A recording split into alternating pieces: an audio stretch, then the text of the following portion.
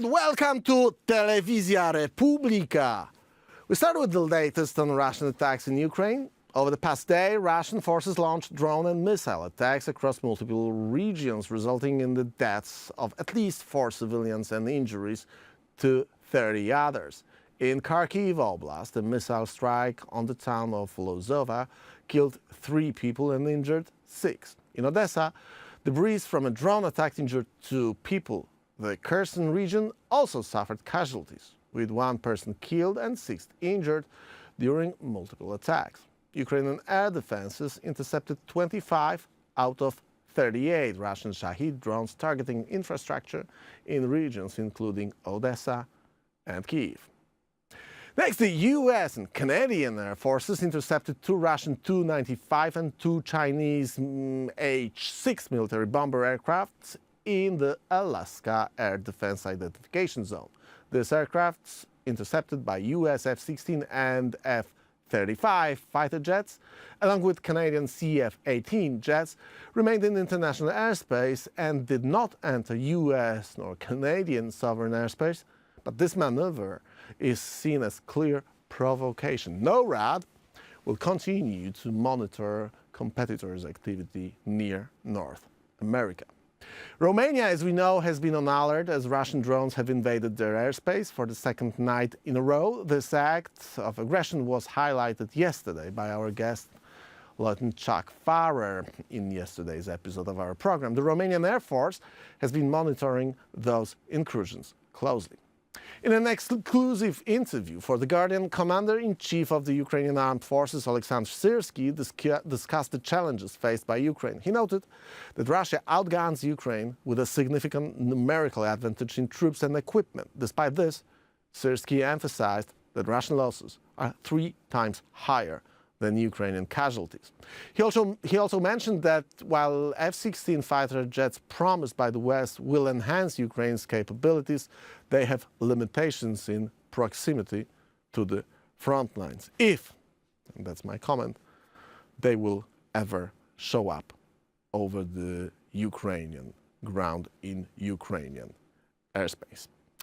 You can join us on rackracon.com. You'll find there our Substack account, and you can leave us your email. We'll get back to you with our reports on the ongoing war against the West. I know that we haven't been active there for a while, but you'll know from our discussion with Joe Lindsley what's the reason for which for the last couple of weeks we haven't been active also on Substack.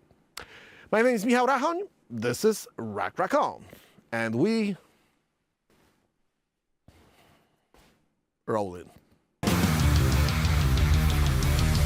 Are you ready? 3, 2, 1, go! It's not Monday, however, after a couple of weeks of break, Joe Lindsley is again on Telewizja Republika. Joe, great to see you again. It's been a while. Yeah, we decided to take a break during the 2 most calm weeks of American political life. Hello from Kyiv. Yeah, the reason why we didn't see each other and the reason why we had a brief break in our reports is that we actually have been traveling, and we've been in the U.S. We've been with our crew covering the U.S. presidential campaign. We actually were present in Milwaukee during the Republicans' national convention, and we've been there during the NATO summit. All of those events somehow are connected and very important from the perspective of our main interest and the things that we are following in our conversations with Joe. So since you know very well the American political scene and you very well the American media scene, and for more than 3 years you are watching very closely the Russian invasion and aggression against Ukraine, I wonder what is your assessment of what we know by now about the stance and positions of both camps on Russian aggression against Ukraine? Because it seems to me that your views are, I would say, unorthodox. Yes, I would say I get asked this question all the time here in Ukraine, in particular by Ukrainians. And, based on my time in Washington and New York. I was mentored by Roger Ailes, who helped get Nixon and Reagan and others elected. I worked for the war machine people. I got out of that. And I think the first thing is that it's important that we don't only pay attention to the characters and personalities and names of the candidates. One of the most important things that gets neglected is that no matter who's in the White House, who will be running their policy? Who will the president, he or she, whoever it might be, turn to trust on key policy matters? In this case, particularly about foreign policy and Ukraine. This is crucial. And right now, behind the scenes, while everyone else is simply focused on the personality of, say, Vice President Harris or former President Trump or other people, there's a lot of negotiating and maneuvering behind the scenes within these camps to influence which way such a presidency could go. And so it's very important that I think one of the most important things anyone who cares about Ukraine should be doing now is working to make the case for Ukraine, for freedom, and security to anyone who would influence Harris or Trump. And I think if we look at, for example, when former President Trump picked J.D. Vance as his presidential candidate, all the attention was on Vance as a person. But the more important thing is, why does a president pick a vice president? Usually it's because of the people that vice presidential candidate represents. And Vance represents the people of Ohio. And so if you want to tell the story of Ukraine, if Ukrainians want not only weapons, but crucially, the thing that Biden refuses to do, permission to use them, you need to win the people of Ohio over. You must win over the people of Ohio. And I think if Ukrainians and pro-Ukrainians think of this struggle in terms of a presidential campaign, there's a better chance of victory. And even, for example, in January of this year, J.D. Vance tweeted something in favor of Poland.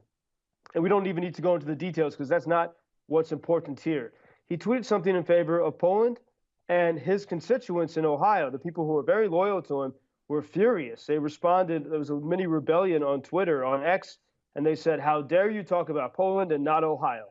And this really shows us the mood of people in America who are frustrated. Let me interrupt you for a second, because this is actually very interesting in the context of thing that is concern of our viewers. Because this X or tweet, whatever we call those X tweets right now, was about Poland. That's true.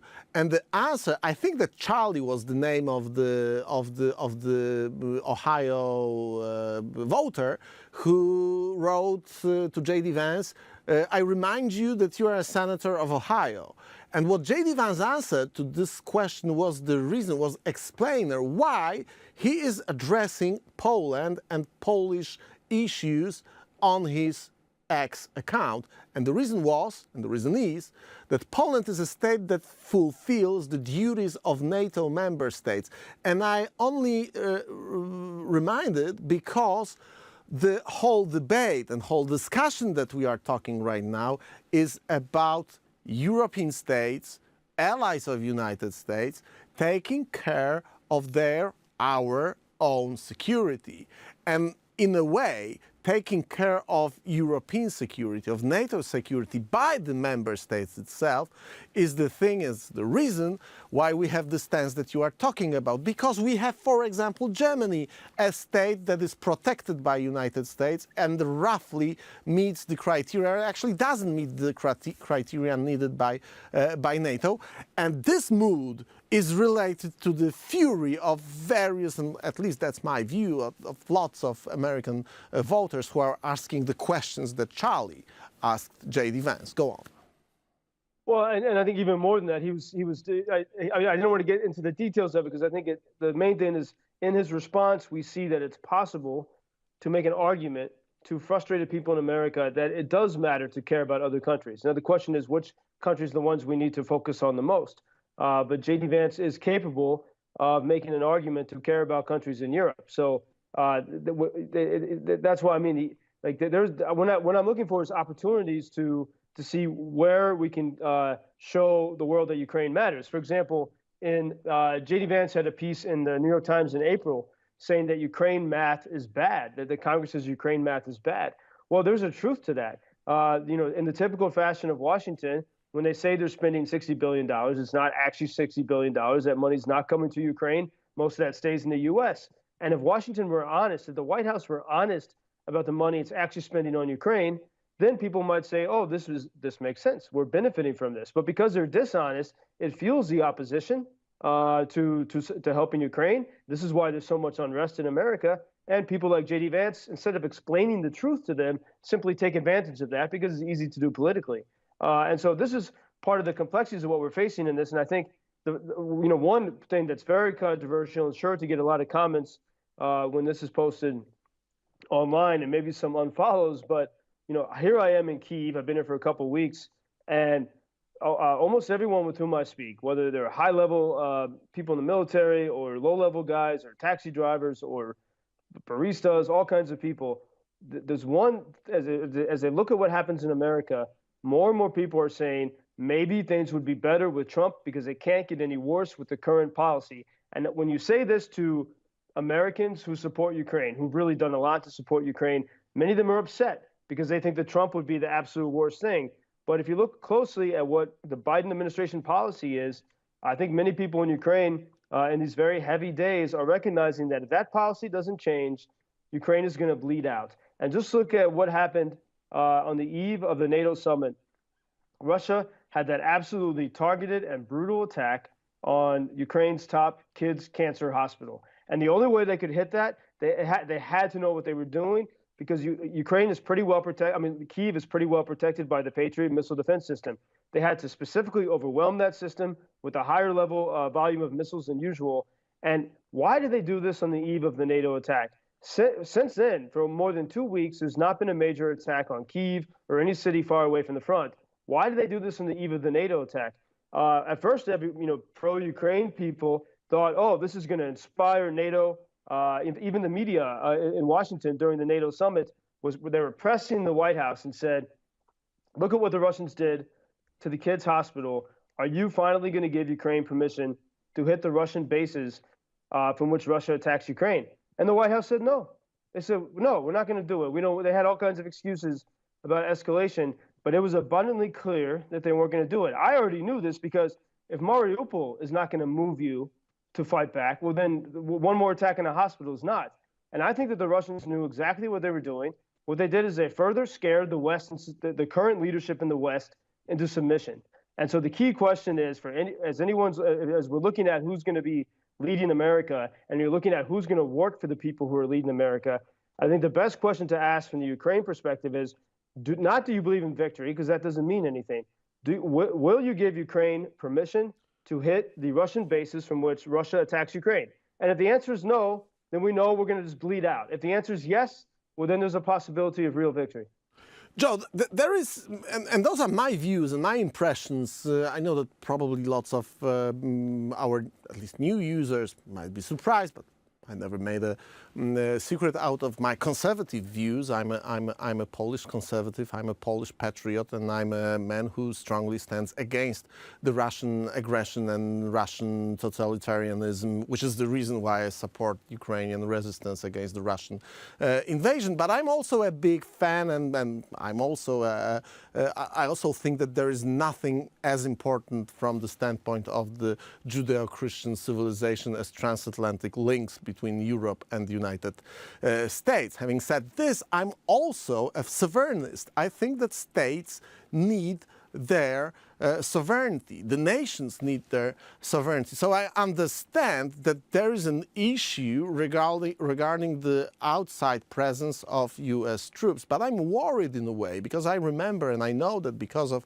Ronald Reagan policies, states like mine were liberated and the Cold War was won by the West. And it would never happen if politicians like Ronald Reagan or Margaret Thatcher wouldn't be thinking about their security, their existence in the broader perspective, which meant freedom for my home country. I was born in 1978, which means I was 11 when communism collapsed. And I'm saying this because I've heard, being present in Milwaukee during the Republican National Convention, what was the absolutely huge applause and support for a man who is a great TV personality, Tucker Carlson, but men whose views on Russia, from my perspective, are very hard to accept. But in a way, I have to accept the fact that the people who were gathered in Milwaukee during the most important Republican political meeting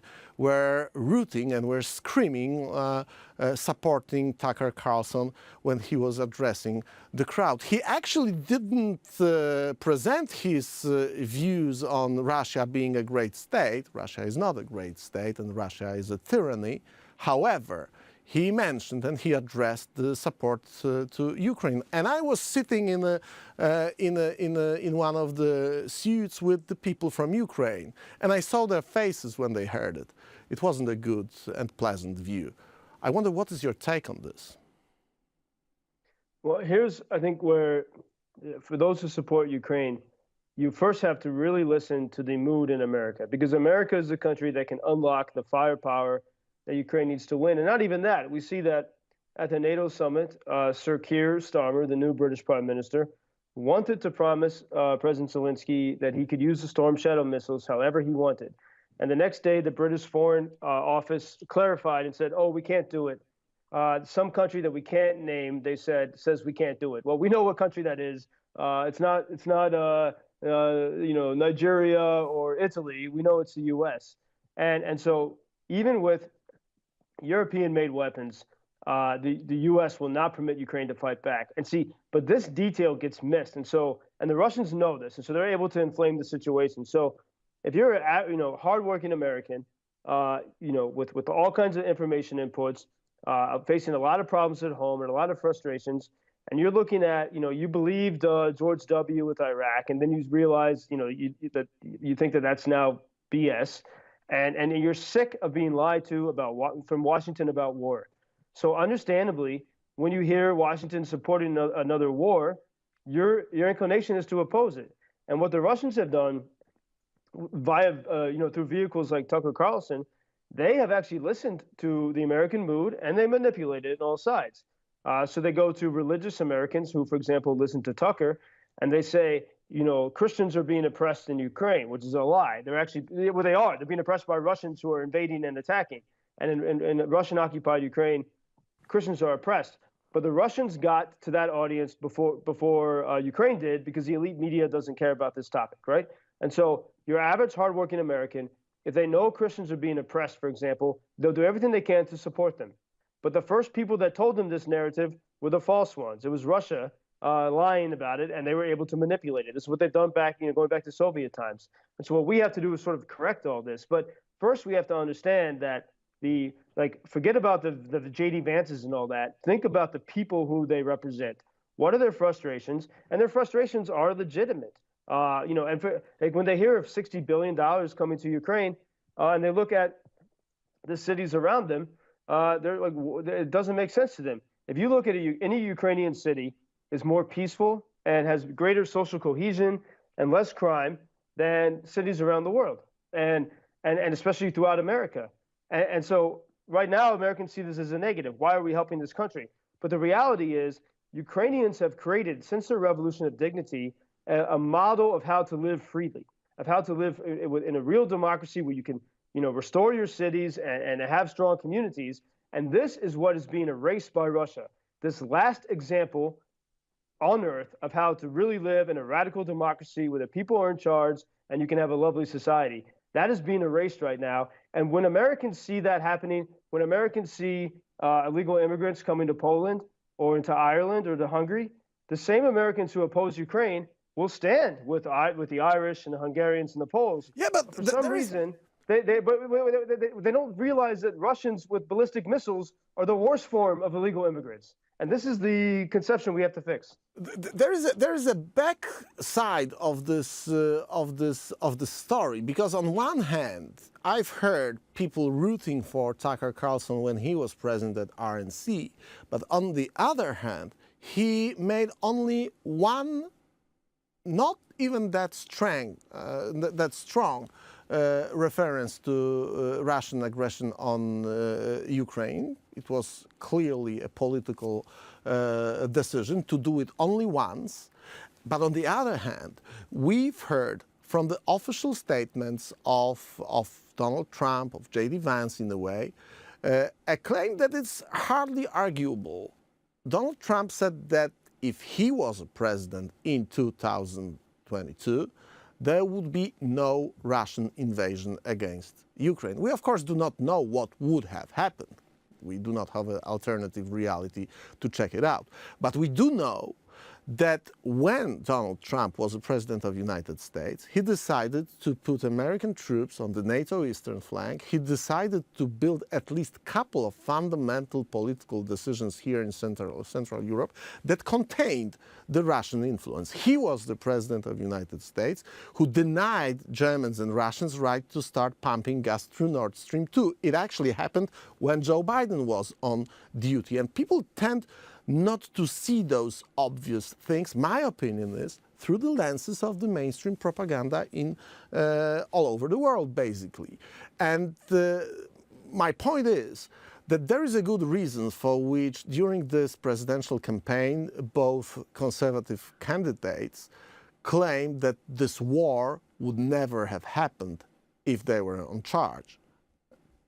I think that there is a reason for this, and this reason, I assume, is also a political reason in the United States. I wonder, what's your opinion on that?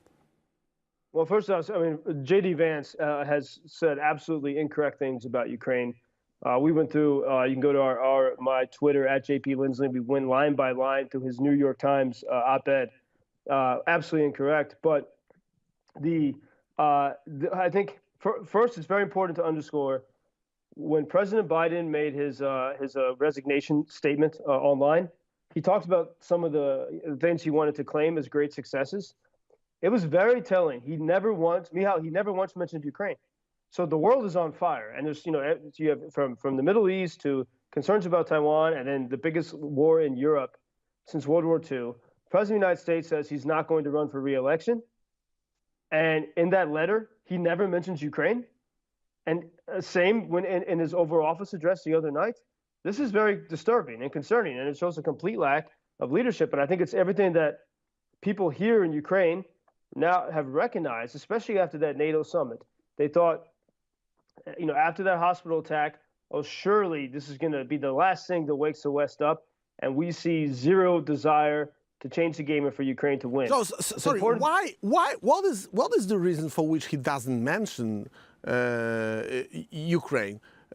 We could think that in some political context there are issues that we can point as Joe Biden's successes during this war. I mean, the first phase of the war was with the support of United States, of Great Britain, of Poland. Ukraine managed to throw out Ruskies out of vast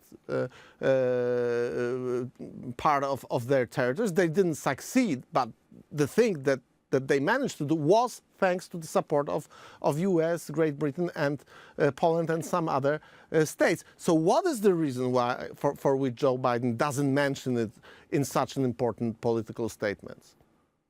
Well, and a lot of it was due to Ukrainian work too. But look, Joe Biden could point to Crimea, the Crimean Peninsula, and the success in the Black Sea. And the U.S. has, in recent months, given Ukraine permission to hit targets in Crimea. And Ukrainians are doing extraordinary things. They're getting rid of Russian radar stations. Russia is forced to move so many of its assets away from the Crimean Peninsula. And this is a success. And if you cared about Ukrainian victory, you would proudly proclaim this. But then that would force you to take other steps. That would force you to say, what do we have to do next to win? And it's clear that they don't want to do that. The policy of Jake Sullivan and others, and that's why it's very important to examine what would Vice President Harris's policy be. In fact, in many ways, I think it would be better for the world if President Biden. This is just a scenario I have as a dream that if President Biden resigned and gave a future President Harris a test period, and for the next few months, and see what she does. And then, in November, people could choose which way do we want to take things, because the world is on fire, and it's extremely important which team is leading the U.S.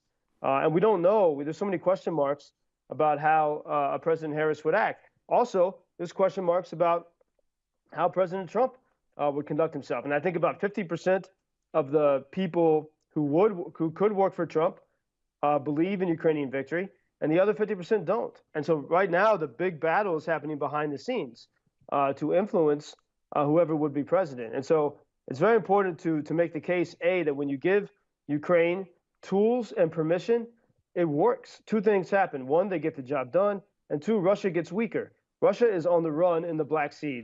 There's no Russian ships in the Black Sea because it works when you can fight back. But as we saw yesterday, Kharkiv got the hell kicked out of it again yesterday. It was becoming safer for a while, but then the Russians had time to adapt after America gave the small, ability for Ukraine to fight back 100 kilometers over the border. Now Russians have readapted, and now they're beating the hell out of Kharkiv again.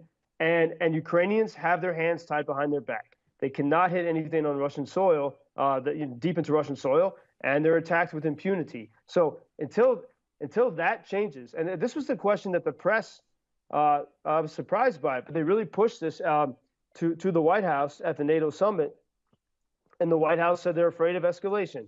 And so it's very clear that that's the policy of the Biden camp. Will that be the policy of Harris? And when it comes to Trump, it's a big question mark. It's all about who's going to work for the president, which camp is going to influence him the most. Just the bottom line is, and I always try to keep this in focus of our viewers, is that if United States decides to withdraw from the global influence on politics and geopolitics, it is going to be reduced to the status of Canada, and that will surely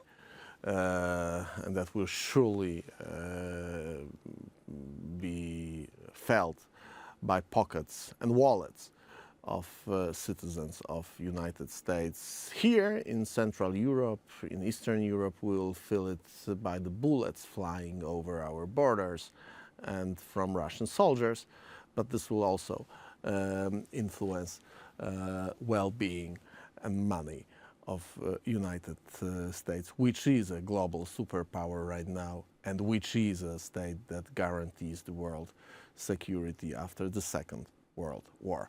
Joe, thank you very much again for your views on American politics straight from Kyiv. By the way, next week. We haven't seen each other for a while, so you have to add something about the fundraising and the way that we can support the Ukrainian resistance against Russian totalitarian oppression of Vladimir Putin's henchmen. Well, while Ukraine continues to wait for the mythical F-16s, which I'm convinced are not showing up, I think President Zelensky revealed that he's convinced they're not showing up either. While we wait for the mythical F-16s, one of the best things we can do is get drones, both surveillance drones and FPV drones, to the guys at the front line. So we're continuing to do this. And our website is down. It's currently hacked, but you can follow me at JP Lindsley on X. And there you can find ways to donate and support the cause so we can continue to get drones to the guys at the front. That's what's holding the line while seeing how things might develop in Washington. Joe Lindsley, thank you very much. Stay safe. We see each other pretty soon on Telewizja Republika on Rachon. Dziękuję. Dzięki. Ladies and gentlemen, you can join us on rackracon.com. We haven't been uploading things for a while, but we just started over again, so feel free to leave us your email, drop us a line. We'll get back to you with our reports and our assessment of what is going on the front lines of the ongoing war against the Western civilization. Stay safe. We see each other next week. Probably we're gonna be back on Monday. Ciao.